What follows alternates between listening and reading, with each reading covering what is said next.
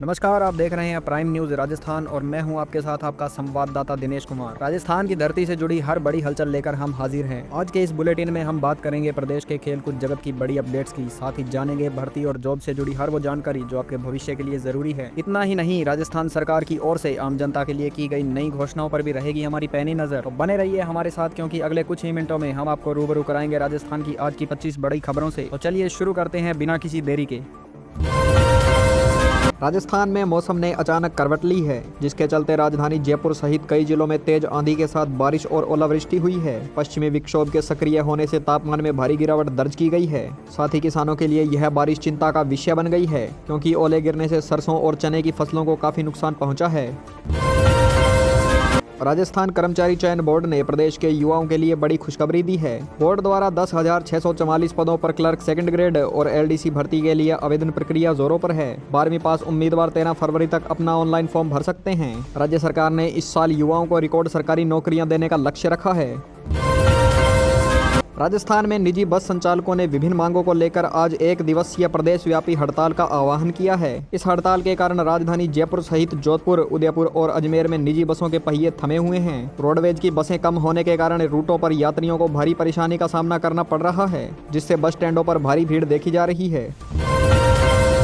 प्रधानमंत्री नरेंद्र मोदी आज 18वें रोजगार मेले के तहत वीडियो कॉन्फ्रेंसिंग के जरिए राजस्थान के सैकड़ों युवाओं सहित देश भर के नवनियुक्त अभ्यर्थियों के लिए नियुक्ति पत्र वितरित करेंगे। साथ ही जयपुर में आयोजित विशेष कार्यक्रम में केंद्रीय मंत्रियों की मौजूदगी में युवाओं को सरकारी विभागों के ज्वाइनिंग लेटर सौंपे जाएंगे। यह कदम केंद्र सरकार के मिशन मोड में रोजगार देने के वादे का हिस्सा है।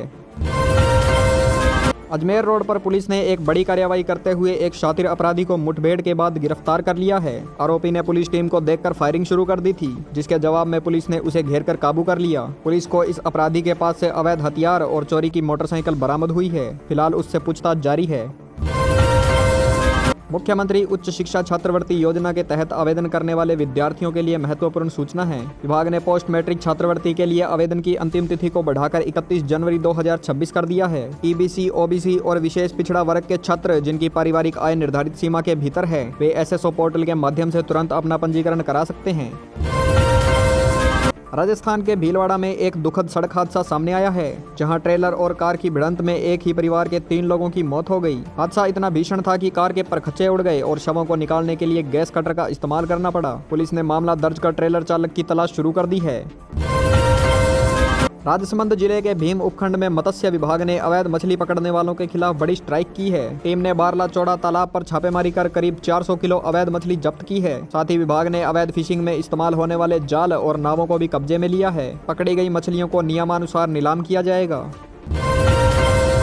जयपुर के सवाई मानसिंह अस्पताल में 5 जूनियर स्टाफ कर्मचारियों के खिलाफ सख्त कार्रवाई की गई है। हाल ही में एक मरीज की लापरवाही के चलते हुई मौत के मामले में जांच कमेटी ने इन कर्मचारियों को दोषी पाया था। अस्पताल प्रशासन ने स्पष्ट किया है कि मरीजों के इलाज में किसी भी तरह की कोताही बर्दाश्त नहीं की जाएगी और दोषी अधिकारियों पर गाज गिरेगी। सामाजिक न्याय एवं अधिकारिता विभाग ने पेंशन भोगियों के लिए वार्षिक सत्यापन की प्रक्रिया को अनिवार्य कर दिया है। मुख्यमंत्री वृद्धावस्था सम्मान पेंशन और एकल नारी पेंशन योजना के लाभार्थियों को अपनी पेंशन सुचारू रखने के लिए ई मित्र पर जाकर बायोमेट्रिक सत्यापन कराना होगा। विभाग ने स्पष्ट किया है कि सत्यापन न कराने की स्थिति में फरवरी माह की पेंशन रोकी जा सकती है। सवाई माधोपुर के रणथंभौर नेशनल पार्क से अच्छी खबर सामने आई है, जहां बाघिन T124 के 3 शावकों को पहली बार कैमरे में कैद किया गया है। शावकों की उम्र करीब 3 महीने बताई जा रही है। वन विभाग ने इस इलाके में निगरानी बढ़ा दी है ताकि शावकों की सुरक्षा सुनिश्चित की जा सके। पर्यटकों के लिए यह एक बड़ा आकर्षण बन गया है। जोधपुर में मादक पदार्थों की तस्करी के खिलाफ पुलिस ने बड़ी सफलता हासिल की है। अंतर्राष्ट्रीय सीमा के पास चलाए गए तलाशी अभियान में करीब 2 करोड़ रुपए की हीरोइन जब्त की गई है। साथ ही पुलिस ने 2 तस्करों को भी गिरफ्तार किया है, जिनके तार सीमा पार से जुड़े होने का संदेह है। जांच एजेंसियां अब इनके नेटवर्क को खंगाल रही है। राजस्थान पर्यटन विभाग ने राज्य की हवेलियों और किलों में होने वाली हेरिटेज शादियों को बढ़ावा देने के लिए नई गाइडलाइंस जारी की है। अब विदेशी पर्यटकों के लिए इन आयोजनों को सुलभ बनाने के लिए सिंगल विंडो क्लियरेंस सिस्टम शुरू कर दिया गया है। इससे प्रदेश के राजस्व में बढ़ोतरी होगी और स्थानीय कलाकारों को रोजगार के नए अवसर प्राप्त होंगे।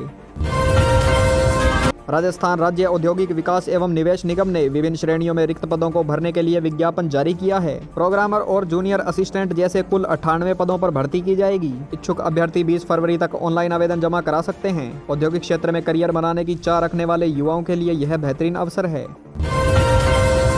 कोटा में कोचिंग छात्रों के बढ़ते मानसिक तनाव को देखते हुए जिला प्रशासन ने खुशी के 2 पल अभियान की शुरुआत की है। इसके तहत सभी हॉस्टल संचालकों को निर्देश दिए गए हैं कि वे सप्ताह में 1 दिन सांस्कृतिक गतिविधियों का आयोजन करें। साथ ही मनोवैज्ञानिक परामर्श केंद्रों को 24 घंटे एक्टिव रहने के आदेश दिए गए हैं ताकि कोई भी छात्र अकेला महसूस न करे। जयपुर के चौमू में पिछले दिनों हुई पत्थरबाजी की घटना के बाद अब स्थिति पूरी तरह नियंत्रण में है। पुलिस ने एहतियात के तौर पर तैनात अतिरिक्त जाब्ते को कम करना शुरू कर दिया है। हालांकि इंटरनेट सेवाओं पर अभी भी निगरानी रखी जा रही है। शांति समिति की बैठकों के जरिए दोनों समुदायों के बीच भाईचारा कायम करने के प्रयास किए जा रहे हैं। प्रदेश के सरकारी स्कूलों में अब बायोमेट्रिक उपस्थिति को पूरी तरह अनिवार्य कर दिया गया है। शिक्षा विभाग ने आदेश जारी किए हैं कि शिक्षकों के साथ साथ अब उच्च माध्यमिक स्तर के छात्रों की उपस्थिति भी मशीन के जरिए दर्ज होगी। इस कदम का उद्देश्य स्कूलों में अनुशासन लाना और शिक्षा की गुणवत्ता में सुधार करना है, जिसे सभी जिलों में लागू किया जा रहा है।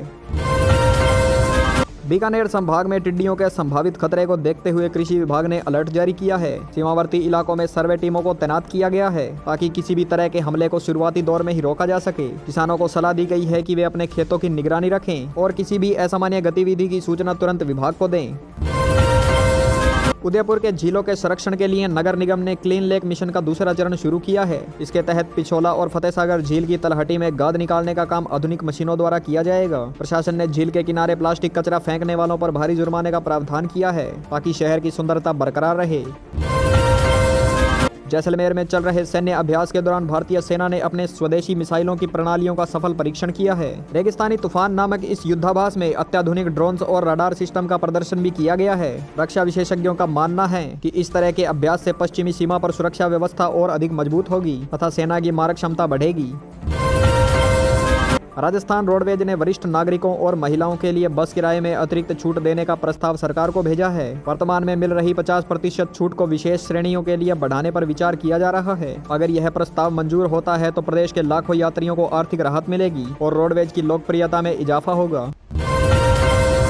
झुंझुनू जिले में अवैध खनन के खिलाफ जिला प्रशासन ने बड़ी छापेमारी की है। अरावली की पहाड़ियों में चल रहे अवैध क्रशर और मशीनों को सीज कर दिया गया है। मौके से करीब 10 ट्रैक्टर ट्रॉली और 2 पोकलैंड मशीनें जब्त की गई। खनिज विभाग ने दोषियों पर लाखों रुपए का जुर्माना ठोकते हुए सख्त कानूनी कार्रवाई करने की चेतावनी दी है। भरतपुर में सरकारी अस्पतालों की व्यवस्थाओं को दुरुस्त करने के लिए स्वास्थ्य मंत्री ने अचानक निरीक्षण किया। इस दौरान ड्यूटी से नदारद मिले 3 डॉक्टरों को कारण बताओ नोटिस जारी किया गया है। मंत्री ने निर्देश दिए कि निःशुल्क दवा योजना के तहत सभी दवाइयां काउंटर पर उपलब्ध होनी चाहिए ताकि मरीजों को निजी मेडिकल स्टोर पर न जाना पड़े। अजमेर के सूफी संत ख्वाजा मोइनुद्दीन चिश्ती की दरगाह परिसर में सुरक्षा व्यवस्था को और कड़ा कर दिया गया है। आगामी उर्स और पर्यटकों की भीड़ को देखते हुए करीब 200 नए सीसीटीवी कैमरे लगाए गए हैं। पुलिस प्रशासन ने भीड़ नियंत्रण के लिए अलग से ट्रैफिक प्लान जारी किया है ताकि स्थानीय लोगों और जायरीनों को आवाजाही में किसी परेशानी का सामना न करना पड़े। माउंट आबू में कड़ाके की ठंड का दौर जारी है। शनिवार सुबह यहां न्यूनतम तापमान -60 डिग्री सेल्सियस दर्ज किया गया। नक्की झील के किनारों और मैदानी इलाकों में बर्फ की सफेद चादर जमी नजर आई है। कड़ाके की सर्दी के बावजूद भी पर्यटकों का उत्साह कम नहीं हो रहा है और भारी संख्या में लोग हिल स्टेशन पहुंच रहे हैं।